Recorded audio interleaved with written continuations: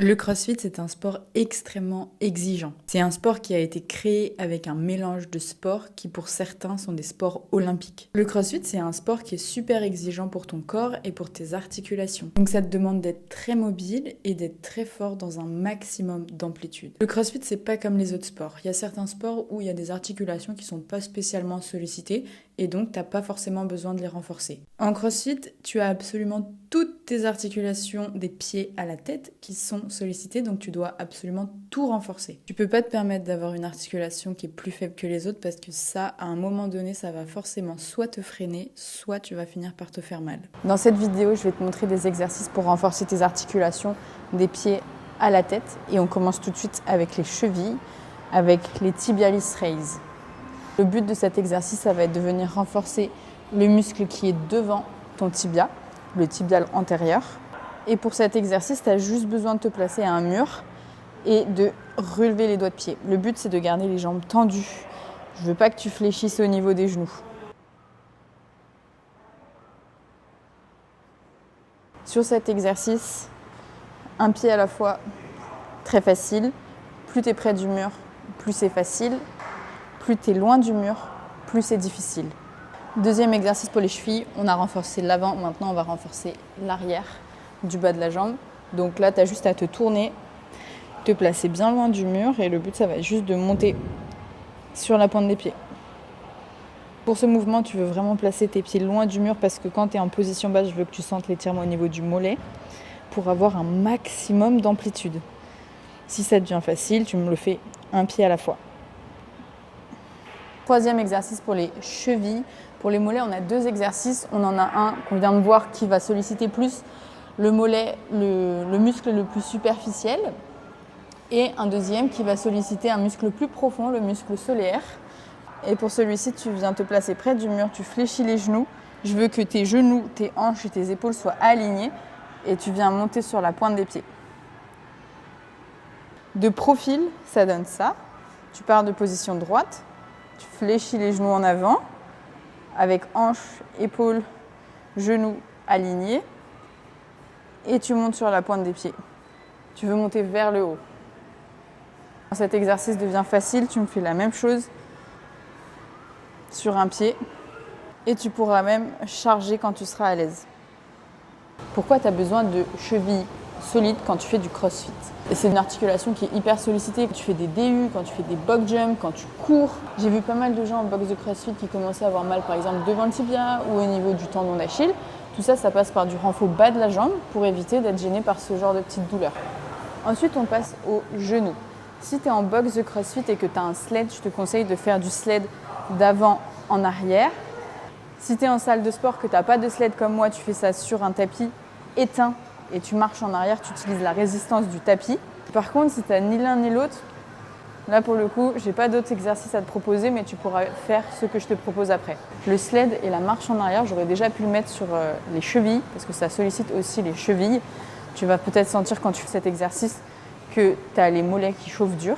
Et ça vient aussi solliciter ton pied. Quand tu fais ce mouvement-là, prête vraiment attention à bien dérouler ton pied. Quand tu marches en arrière, tu veux vraiment poser gros doigts de pied et orteils en premier.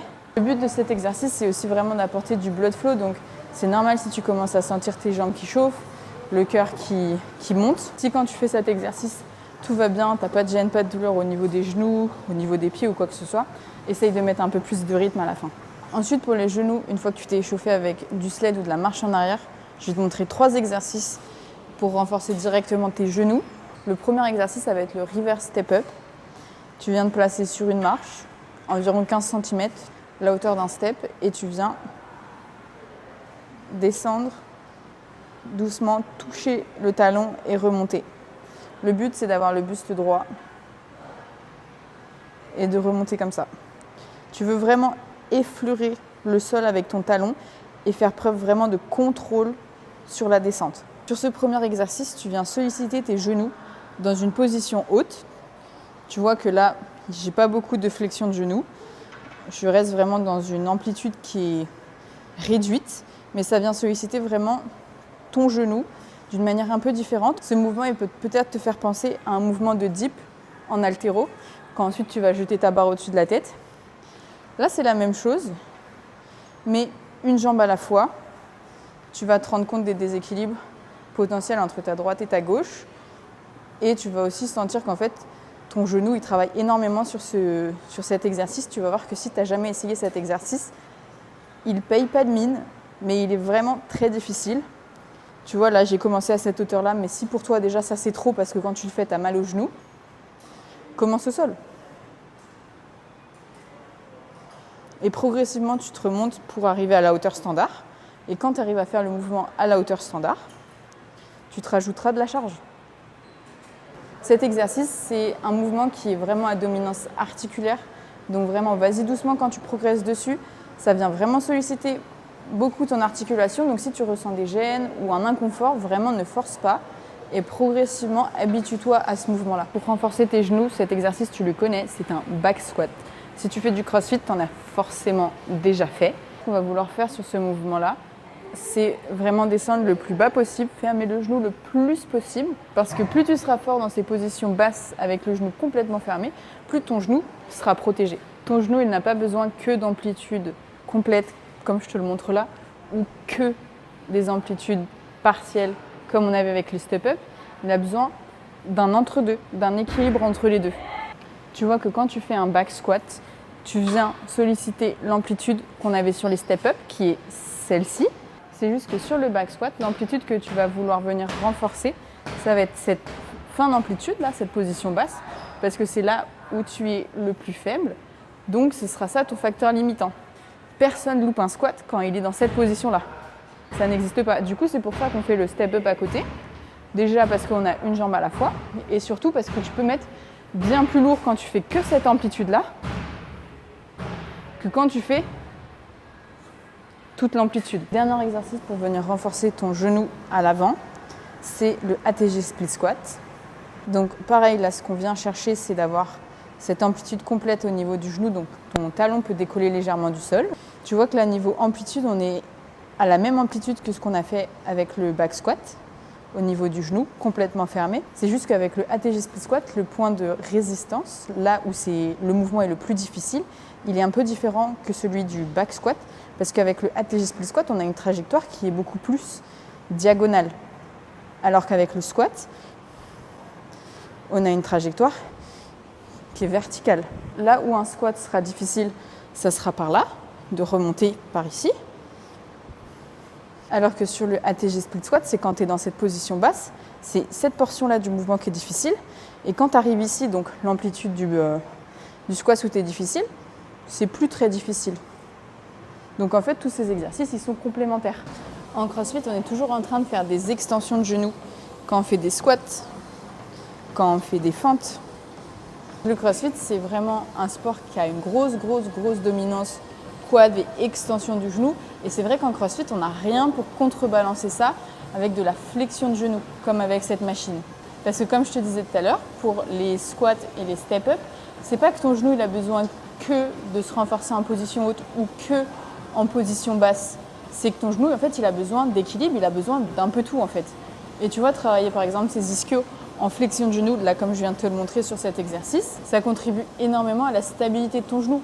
Tu vois, en fait, avec tous ces exercices, ce qu'on vient chercher principalement, c'est l'équilibre structurel pour garder un genou sain et en pleine forme. En CrossFit, j'ai pas trop d'équivalent pour vraiment travailler cette fonction du genou de manière mesurable et pouvoir progresser en charge sur cet exercice au fur et à mesure du temps. On a fait les chevilles, les genoux et maintenant on passe aux hanches et j'ai mis avec le bas du dos. Ça c'est vraiment un sujet sur lequel je pourrais te faire une vidéo de plusieurs heures parce qu'il y a tellement de choses à dire. Là je vais vraiment essayer de te donner les bases et pourquoi on fait ces exercices-là. Première chose, là on vient de voir, je viens de te montrer le leg curl. Parce que je te disais qu'en CrossFit, on fait beaucoup d'extension de genoux, mais on ne fait pas de flexion de genoux. Donc là, on a travaillé les ischios, donc les muscles qui sont derrière la cuisse en flexion de genoux. Et là, je veux qu'on travaille les ischios dans leur autre fonction qui est l'extension de la hanche. Donc pour ça, premier exercice, ça va être le RDL. Le but, c'est de descendre le buste vers le sol en bougeant au niveau des hanches. Donc tu veux envoyer les fesses vers l'arrière, garder les genoux tendus, tu veux que tes genoux restent au-dessus de tes chevilles et tu veux un bas du dos droit. Avec cet exercice, tu viens renforcer tes ischios en position d'étirement. Tu leur apprends à être forts quand ils sont étirés. Et quand tu as des ischios qui sont forts dans cette position, en extension de hanche, tu auras moins tendance à vouloir compenser avec ton bas du dos en l'enroulant.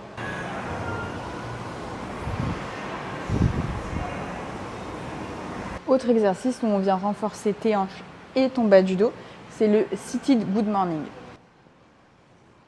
Et sur cet exercice, on renforce ton bas du dos, dos droit, mais tu vois que ta position de hanche n'est pas la même. Tu vois que sur le RDL, on recrutait beaucoup plus les ischios, c'était vraiment le facteur limitant principal. Et sur ce mouvement-là, on va plus recruter adducteurs, fessiers. Et là, le facteur limitant, ce sera plus vraiment les ischios. Ça, c'est un exercice qui est génial pour renforcer, comme je t'ai dit, tes hanches, mais aussi ensuite pour être plus à l'aise sur des exercices comme les squats, le back squat principalement. Parce qu'en fait, tu viens travailler cette mobilité de hanche avec le bas du dos droit. Le but, ce serait d'arriver à faire toucher le ventre au banc, mais sans avoir le bas du dos qui s'enroule.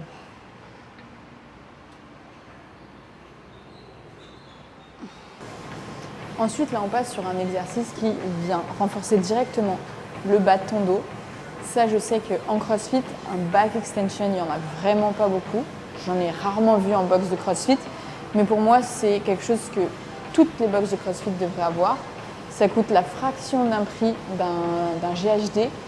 Et pour toutes les blessures qu'on a en CrossFit au niveau du bas du dos, ça serait vraiment très utile. Le bas du dos, c'est quand même une partie du corps qui, de par nos modes de vie, est quand même assez faible. Et donc quand tu viens faire un sport qui sollicite énormément le bas de ton dos, si tu le renforces pas bien, il peut y avoir des petits soucis.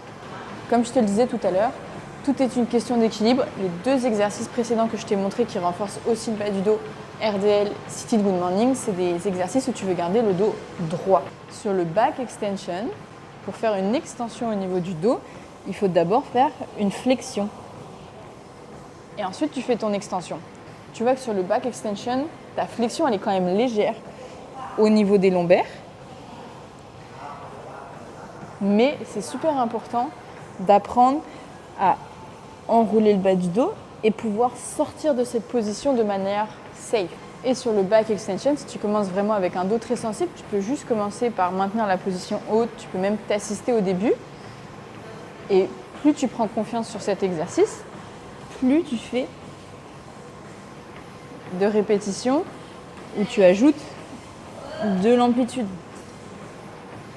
Avec les exercices au niveau des hanches, on va revenir sur le ATG Split Squat parce que je t'ai parlé du ATG Split Squat pour les genoux. Donc je t'ai parlé de la jambe avant, des bénéfices de la jambe avant. Mais la jambe arrière, surtout pour des crossfitters, arriver à faire un ATG Split Squat au sol puis ensuite charger, ça va avoir de super bénéfices sur tes hanches. En CrossFit, on fait beaucoup de mouvements de fermeture. On vient souvent lever les genoux, fléchir les hanches, comme pour par exemple des mouvements comme le toast to bar, faire des rope climb, des V-up, tout ça. Donc, on finit en CrossFit avec des fléchisseurs de hanches tendus comme des strings.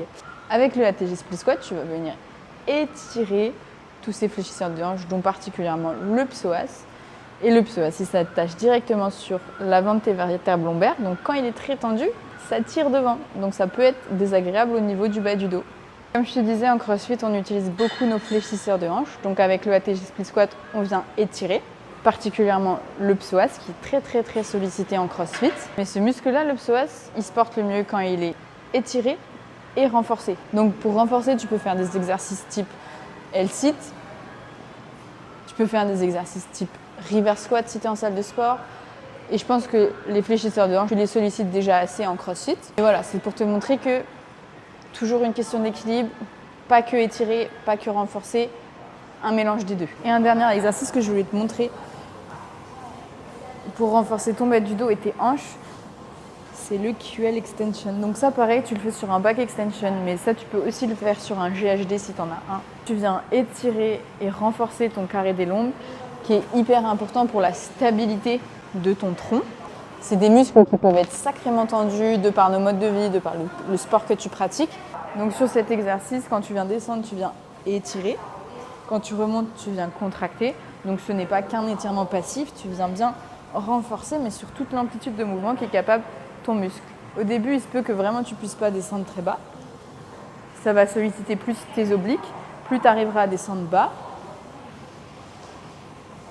plus tu vas ressentir ce mouvement au niveau du bas du dos sur le côté. Ça pareil, si tu as un bas du dos qui est sensible, si tu as des hanches qui sont assez tendues, vas-y hyper doucement quand tu commences ce mouvement-là parce que tu peux très bien te faire mal si c'est la première fois que tu viens solliciter tes muscles dans d'aussi grandes amplitudes. Donc commence vraiment, si tu as besoin au début, tu t'assistes.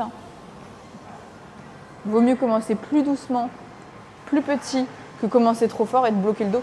Ensuite, les épaules, elles sont hyper sollicitées en CrossFit. Donc ça, c'est une des premières choses que je te conseille de renforcer si tu fais du CrossFit. J'ai fait une vidéo dédiée où je te montre les 4 exercices qui sont les rotations externes, les power raise, le pullover et le trap 3 raise. Ça, c'est vraiment tes indispensables pour renforcer tes épaules. Ensuite, pour parler des coudes, un conseil général quand tu fais du CrossFit, fais des biceps curls. On a tendance quand même en CrossFit à avoir des triceps qui sont quand même bien sollicités quand tu fais toutes tes réceptions de snatch, de jerk, tous les mouvements de gym inversé, quand tu fais des handstands, quand tu marches sur les mains, quand tu fais des handstand push-up et tous les mouvements de poussée aussi en général, quand tu fais des pompes, quand tu fais des burpees, enfin tout ça, ça vient quand même solliciter plus les triceps. Donc pareil, question d'équilibre, pour rééquilibrer tout ça, faire un peu plus de biceps, des biceps curls classiques. Moi, mon préféré, c'est quand même le Zoatman Curl, où tu viens en haut tourner et contrôler la descente en pronation. Ça vient solliciter tes muscles qui fléchissent le coude de manière un petit peu différente parce qu'il n'y a pas que les biceps qui sont responsables de la flexion de ton coude. Pour le Zoatman Curl, quand tu viens faire ce mouvement, tu fais les 2 bras en même temps ou un bras à la fois comme tu le sens. Tu prends ton haltère, tu sais, proche de la tête de l'haltère qui est proche du petit doigt. Tu viens faire un curl. En haut, tu tournes l'haltère. Et là, tu essayes d'avoir une extension au niveau du poignet. Donc, tu n'es pas neutre, tu veux vraiment faire une extension au niveau du poignet. Et là, tu retiens la descente.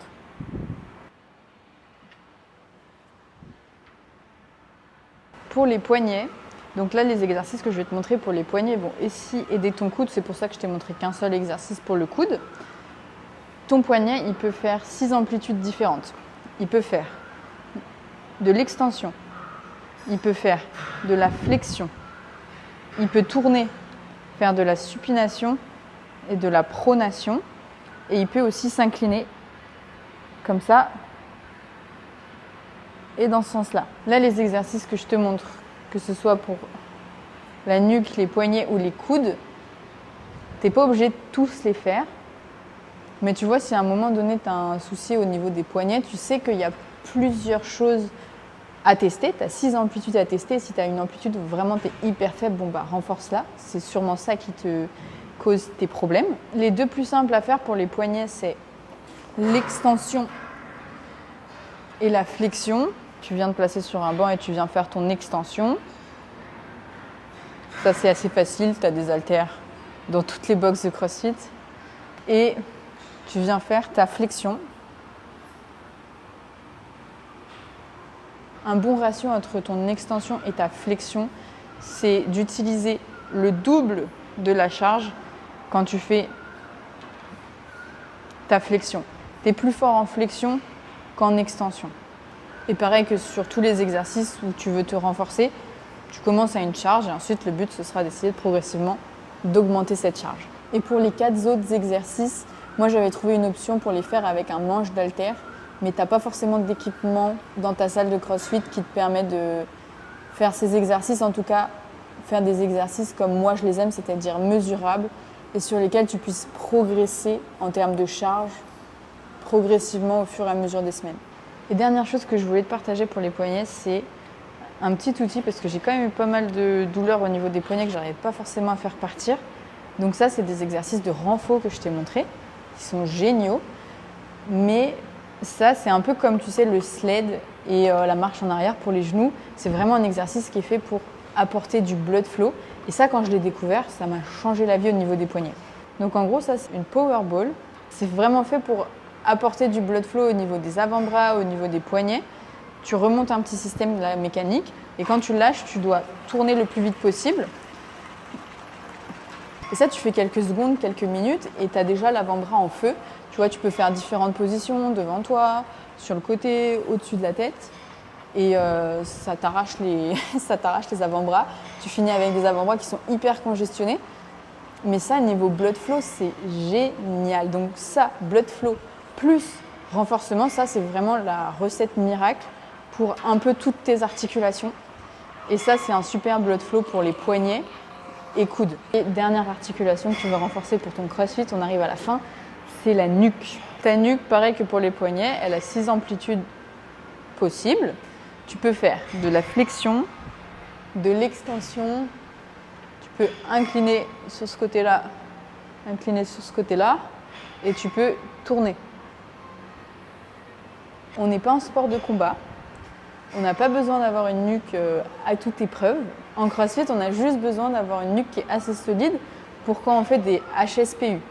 Donc, voilà, pareil, là je t'ai donné les 6 amplitudes, donc si vraiment tu as des soucis au niveau de la nuque, tu sais que tu as 6 amplitudes, 6 opportunités de renforcer ta nuque. Mais pour le CrossFit, ce que j'ai trouvé et qui marche vraiment très très bien, c'est juste renforcer ton extension. Et pour ça, tu peux bien faire du neck bridge. Comme ta nuque, c'est une partie de ton corps qui est déjà, de par nos modes de vie, assez faible, parce qu'on est toujours la nuque en avant comme ça. Là, quand tu viens renforcer pour te remettre dans une bonne posture, vas-y super doucement parce que tu n'as probablement jamais renforcé ta nuque. Donc il faut vraiment y aller de manière très douce. Tu vois, pour commencer à renforcer ta nuque de manière vraiment très gentille, tu viens incliner un banc. Et là, pense que plus tes pieds sont proches de ta tête, plus ça va être facile, plus tes pieds vont être loin de ta tête, plus ça va être difficile.